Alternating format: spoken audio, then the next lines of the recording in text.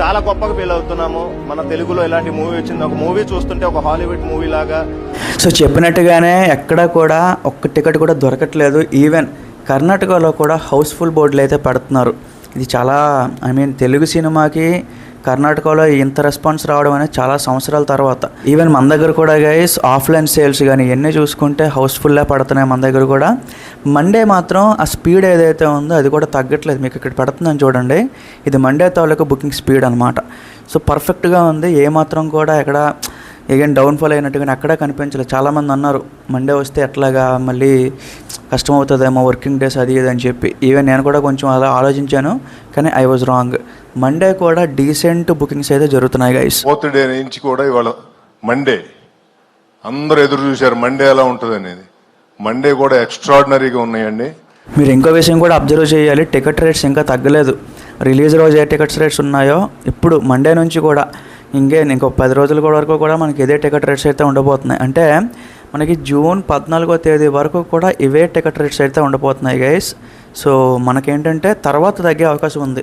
But ఈ వారం కూడా ఇలానే కంటిన్యూ అయ్యాయి అంటే జనాలు రేట్ల గురించి ఆలోచించట్లేదు, సినిమా గురించి ఆలోచిస్తున్నారు అనేది ఒక బెస్ట్ ఎగ్జాంపుల్ అనమాట.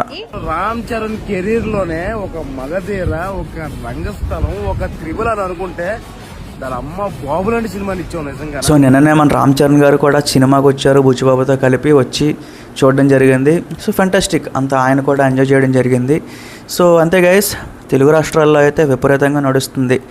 చాలా రోజులు చూసాం ఇలాగా ఆడళ్ళందరూ ఇలా ఒళ్ళు బుక్ చేసుకుని మరి సినిమాకి రావడం. ఎక్కడ కూడా రాజీ పడేటట్టు, ఎక్కడ కూడా తగ్గేటట్టు ఏం లేదు.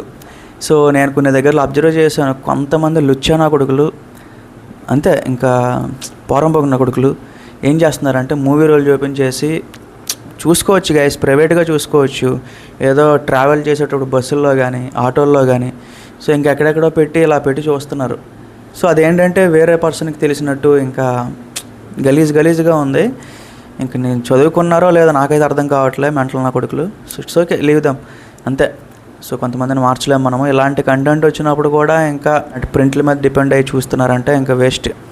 సో ఇంకో విషయం గైస్, ఇక్కడ ఏంటంటే ఆల్మోస్ట్ 4 మిలియన్ టికెట్స్ సేల్ అయిపోయినాయి. 50 లక్షల టికెట్ సేల్స్ వరకు వెళ్తుంది సినిమా. 500 కోట్లు కూడా కొట్టబోతుంది. ఇంకొకటి ఏంటంటే ఈ కొన్ని ఏరియాల్లో ఉత్తరాంధ్రలో కానీ ఇలాంటి దగ్గర RRRకి జరిగిన రికార్డ్స్ అన్నీ కూడా మళ్ళీ ఇప్పుడు ఈ పెద్ద సినిమాకి వస్తున్నాయి అన్నమాట. ఓన్లీ ఉత్తరాంధ్రలో 10 కోట్ల గ్రాస్ కలెక్ట్ చేసిన సినిమా RRR.